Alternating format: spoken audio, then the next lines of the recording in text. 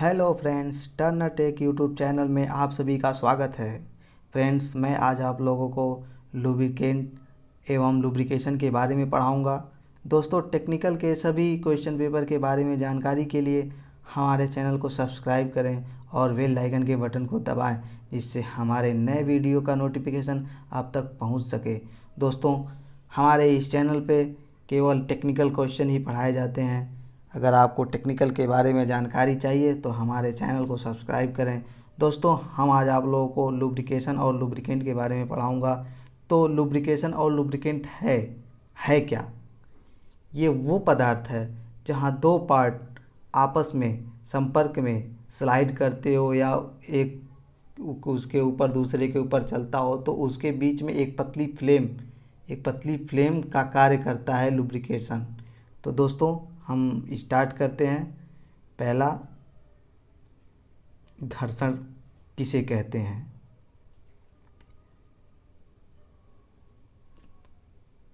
जब एक पार्ट दूसरे पार्ट पर आगे पीछे स्लाइड करता है या एक पार्ट स्थिर रहता है और दूसरा उसके अंदर या बाहर घूमता है, तो दोनों पार्ट की सतह जब आपस में संपर्क में आती हैं तो उनके बीच में घर्षण पैदा होता है।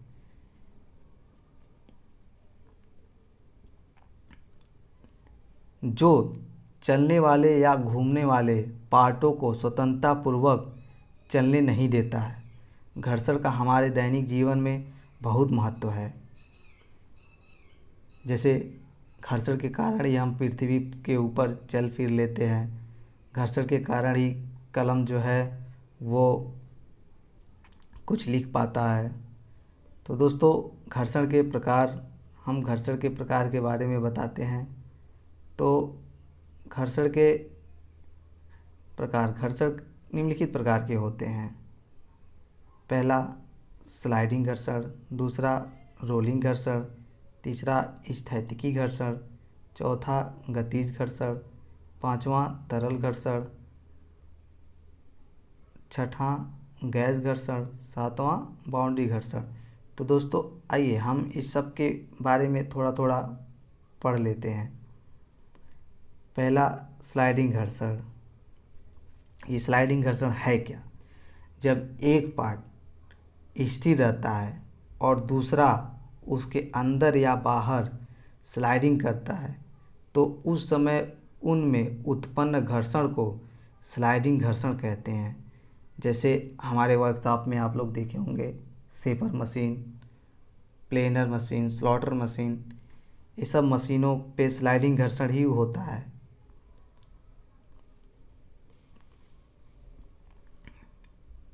दूसरा, रोलिंग घर्षण।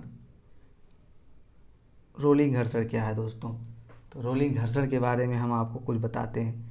बेयरिंग के अंदर जिस प्रकार गोली या रोलर घूमते हैं उस समय उनमें उत्पन्न घर्षण को रोलिंग घर्षण कहते हैं। स्थैतिकी घर्षण, यह घर्षण की वह मात्रा है जब तक वस्तु को बल लगाने पर भी वह विरामावस्था में ही रहता है, वो स्थैतिकी घर्षण होता है। जैसे कोई बहुत भारी मशीन है, हम उस पर बल लगा रहे हैं और वो उसमें गति नहीं हो रही क्योंकि वो मशीन अपने वेट को धरती के ऊपर टिकाए पड़ी है। तो वहाँ पे जो घर्षण उत्पन्न होता है वह स्थितिकी घर्षण होता है। दोस्तों, चौथा क्वेश्चन, गतिज घर्षण। किसी वस्तु के गति के द्वारा उत्पन्न घर्षण को गतिज घर्षण कहते हैं।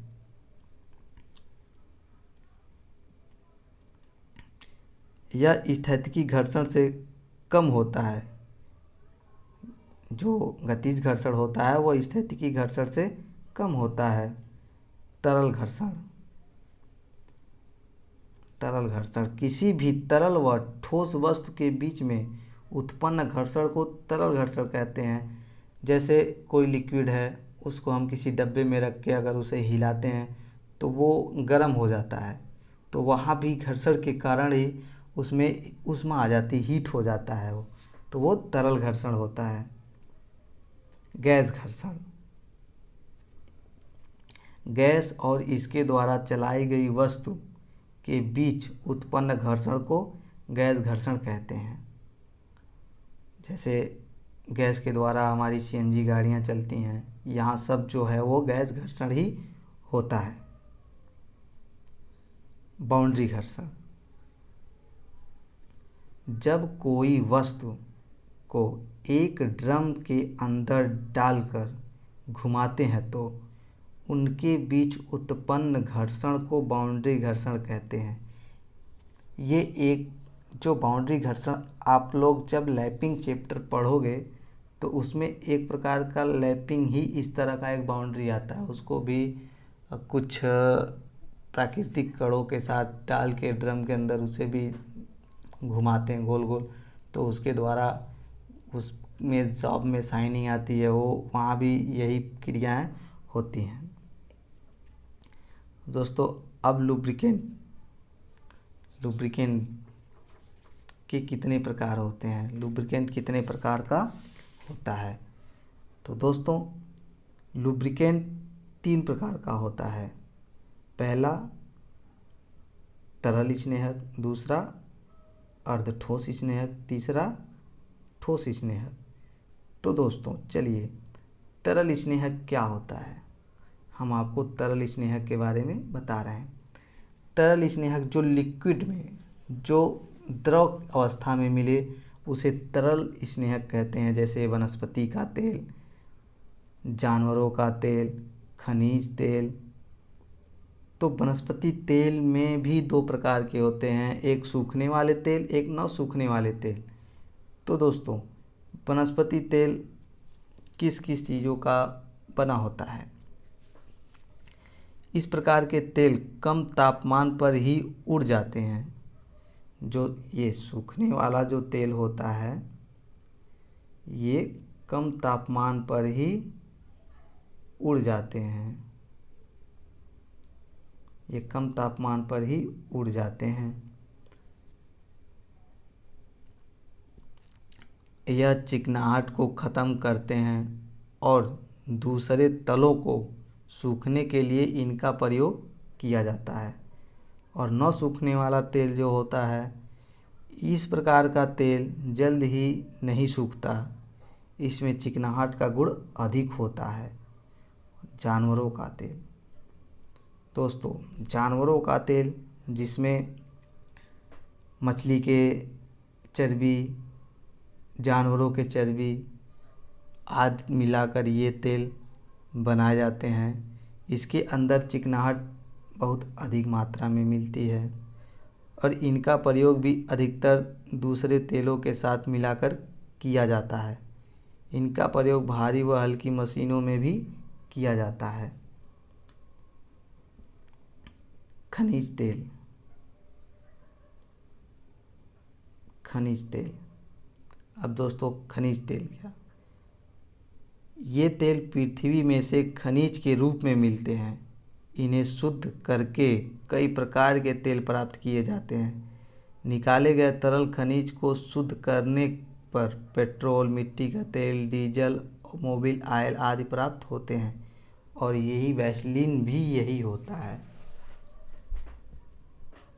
अब दूसरा हो गया दोस्त अर्धठोस स्नेहक, सेमी सॉलिड लुब्रिकेंट।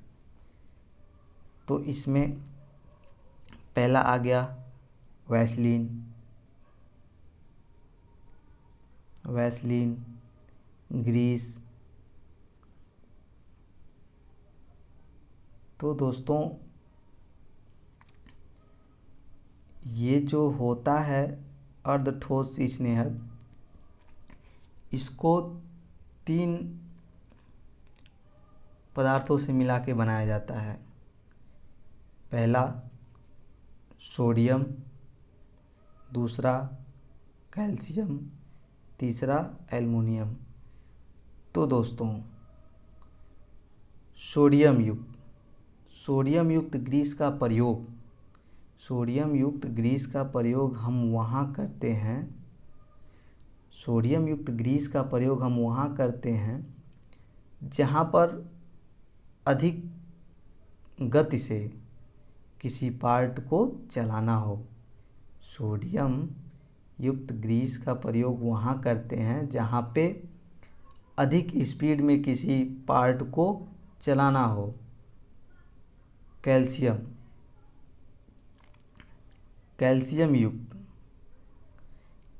युक्त ग्रीस का प्रयोग हम वहाँ करते हैं जहाँ पर कम स्पीड में किसी वस्तु को चलाना हो या घुमाना हो।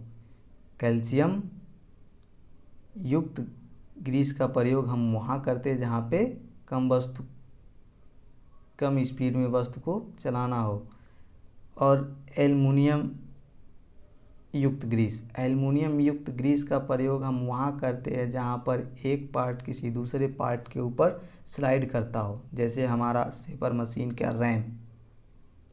ओके दोस्तों, ये क्वेश्चन इम्पोर्टेंट, इससे क्वेश्चन पूछ लेता है। जैसे पूछ लिया सोडियम युक्त ग्रीस का प्रयोग हम कहाँ करते हैं, या पूछ लिया कैल्शियम युक्त ग्रीस का प्रयोग हम कहाँ करते हैं, या फिर एल्युमिनियम युक्त ग्रीस का प्रयोग हम कहाँ करते हैं। तो दोस्तों आप याद रखना, सोडियम युक्त ग्रीस का प्रयोग स्पीड वाले कार के लिए किया जाता है, कैल्शियम युक्त ग्रीस का प्रयोग स्लो कार के लिए किया जाता है, और एल्युमिनियम युक्त ग्रीस का प्रयोग स्लाइडिंग वाले पार्ट पे किया जाता है। ठोस स्नेहक दोस्तों, ठोस स्नेहक जो होता है ग्रेफाइट, माइका, टेलक, सोप स्टोन, चाक, ये आदि जो होते हैं वो ठोस स्नेहक के अंतर्गत आते हैं। धन्यवाद दोस्त। अगर आपको ये वीडियो पसंद आया हो तो लाइक, शेयर और कमेंट ज़रूर करें। नमस्कार।